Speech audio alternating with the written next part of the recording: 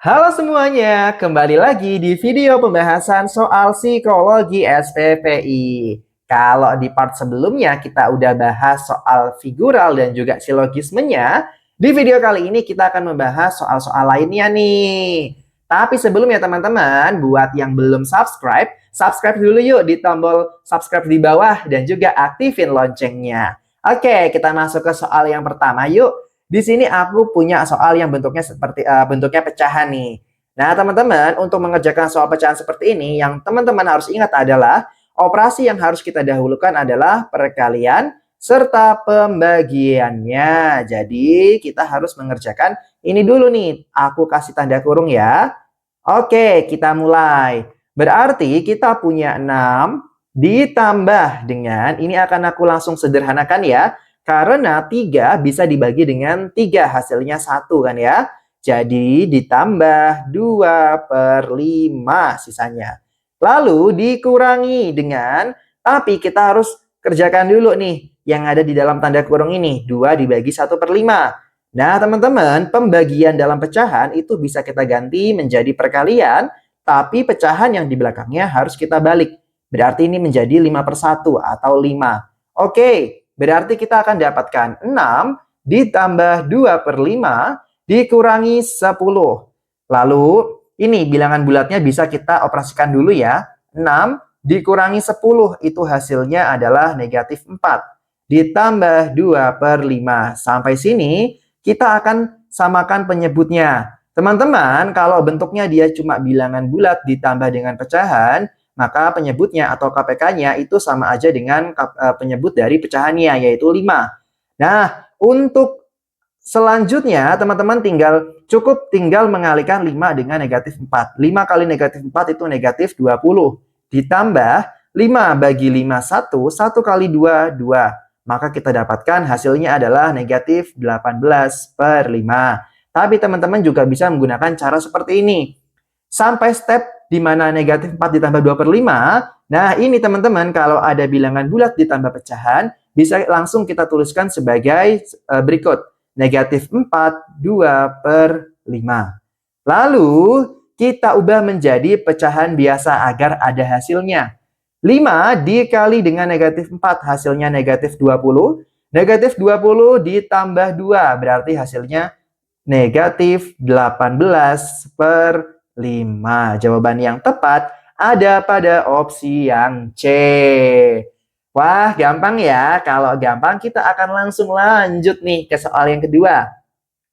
Di soal yang kedua, aku punya soal deret nih. Oke, kita tulisin dulu ya deretnya. Kita tulis ulang nih. 72, 70, 67, 62, 55, dan 44. Kita diminta menentukan dua suku terakhir.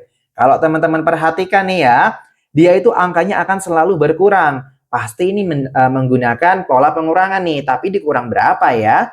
72 ke 70 itu dikurangi 2, 70 ke 67 dikurangi 3, 67 ke 62 dikurangi 5, 62 ke 55 dikurangi 7, 55 ke 44 ini dikurangi 11. Nah, teman-teman lihat.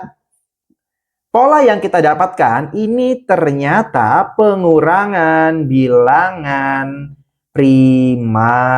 Bilangan prima itu apa sih, Kak? Bilangan prima itu dia hanya bisa dibagi dengan dirinya sendiri dan juga 1. 2 hanya bisa dibagi 2 dan 1 untuk menghasilkan bilangan bulat. 5 hanya bisa dibagi dengan 5 dan 1 untuk menghasilkan bilangan bulat. Oke, otomatis untuk pola berikutnya ini akan dikurangi 13. 44 dikurangi 13 itu hasilnya berarti 31. 31 dikurangi, berarti selanjutnya kita akan mengurangi dengan 17 nih.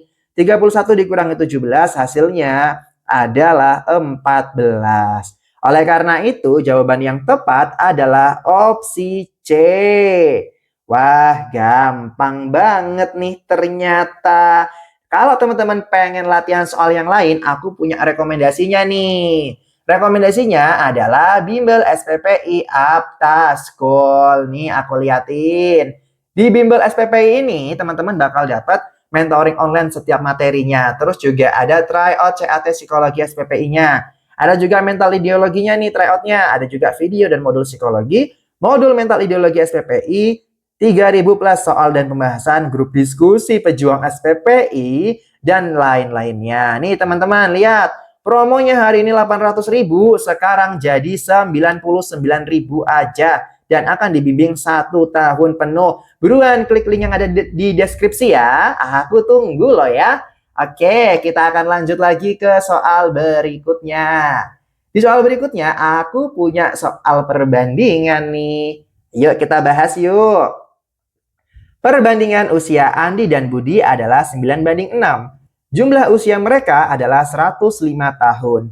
Maka berapakah selisih usia mereka? Nah teman-teman, kita punya perbandingannya Andi dibanding Budi itu 9:6 kan ya. Kalau bentuk soal perbandingan seperti ini sebenarnya gampang nih.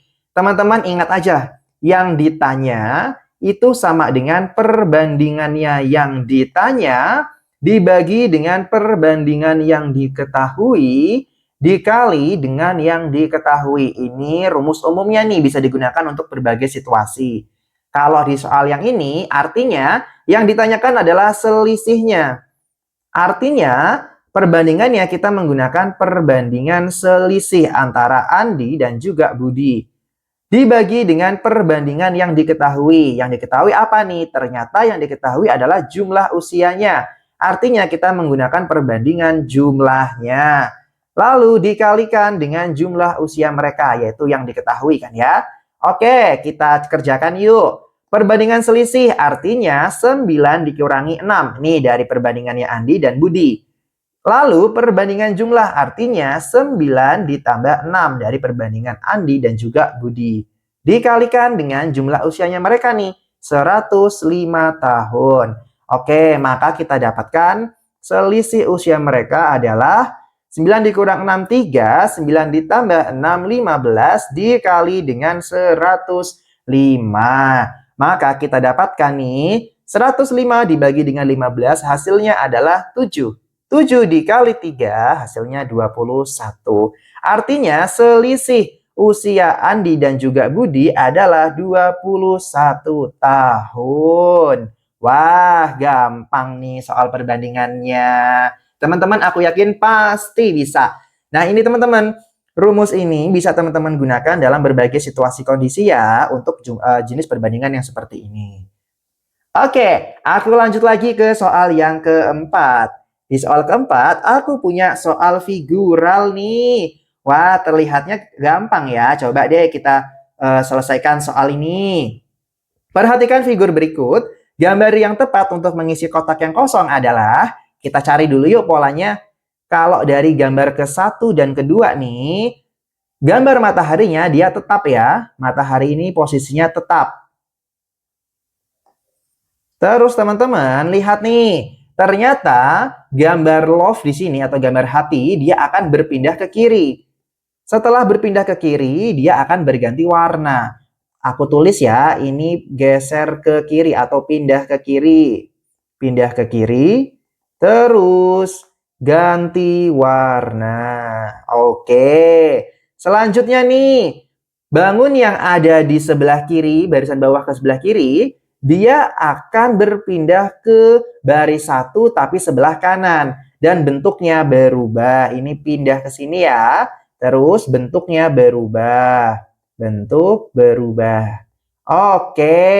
Pola yang kita dapat di gambar 1 dan gambar 2 untuk gambar 3 dan gambar 4. Otomatis nih, si gambar yang ada di baris 1 sebelah kiri dia akan tetap ya. Berarti opsi C udah salah. Opsi A juga udah salah. Selanjutnya, gambar yang ada di baris kedua sebelah kanan dia akan bergeser ke kiri dan berganti warna. Otomatis menjadi warna hitam nih. Nah, ini salah. Dia warnanya tetap putih, dia juga putih.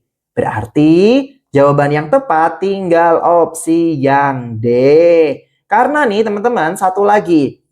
Bangun yang ada di baris kedua sebelah kiri, dia akan berpindah ke sebelah kanan atas. Hanya saja bentuknya berubah. Nih, benar kan ya? Bentuknya berubah dan pindah ke sebelah kanan atas. Jadi jawaban yang tepat di opsi yang D.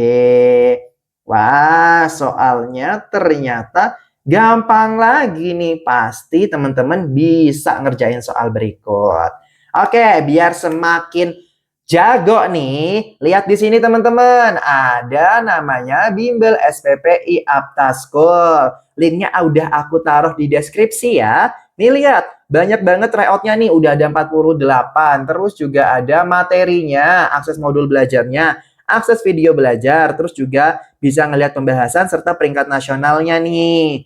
Nih, di menu tryout ada tes kognitif, tes verbal, tes penalaran, kuantitatif, fast hand, kepribadian, kecermatan, dan juga ada simulasi mental ideologinya. Lengkap banget kan ya? Langganannya 99.000 untuk 1 tahun. Nanti teman-teman bisa cek nih di sini. Ada masa aktifnya tuh, 363 hari lagi punya aku. Nanti punya teman-teman kalau baru langganan tersisa 365 hari. Wah, lengkap banget ya. Udah murah, jangka waktunya juga lama, soalnya komplit, enak banget. Oke, aku lanjut lagi ya. Kita masuk ke soal kelima. Nih, soal kelima aku punya soal silogisme nih, tapi bentuknya agak berbeda dengan soal-soal sebelumnya. Yuk kita bahas. Jika seseorang memiliki pendidikan yang baik, ini kita ibaratkan P, maka mereka akan lebih mudah mendapatkan pekerjaan. Ini kita ibaratkan Q. Jika seseorang mendapatkan pekerjaan, ini Q juga ya, karena dia sama ya. Terus, maka mereka akan memiliki penghasilan yang stabil. Ini sebagai R, karena berbeda ya. Nah, lebih mudahnya sih teman-teman tinggal coret aja kata-kata yang sama. Maka ngorek dari Q dan juga Q yang kedua nih. Cuma aku akan bentuk sebagai rumus nih. Jika P maka Q, dan di premis kedua kita punya jika Q maka R. Ini kesimpulannya nanti akan menjadi jika P maka Q. Lalu teman-teman, ternyata ada premis ketiganya nih. Premis ketiganya berbunyi, Andi adalah orang yang berpendidikan baik. Ini sama dengan P. Oke, kalau misalnya premis ketiganya P, kita akan masuk namanya ke modus ponens. Nah, di modus ponens ini teman-teman, kesimpulannya hanya tinggal Q-nya aja. Oh, ini bukan Q ya, ini itu R berarti. Kok Q sih ya? Kan Q-nya udah hilang. Berarti kesimpulan akhirnya adalah R. R itu apa sih? Mereka akan memiliki penghasilan yang stabil. Otomatis Andi dia akan memiliki penghasilan yang stabil. Jadi kesimpulan yang benar adalah opsi yang D. Wah, ternyata gampang ya. Meskipun tadi aku agak salah sedikit, nggak apa-apa lah ya. Sekarang udah betul modus ponens. Ketika dia punya P maka R dan ketemu premis berikutnya P, maka kesimpulannya adalah R. Gimana teman-teman? Mudah kan ya? Wah, 5 soal nih udah. Berarti waktunya kita ke part berikutnya. Sampai jumpa, selamat belajar.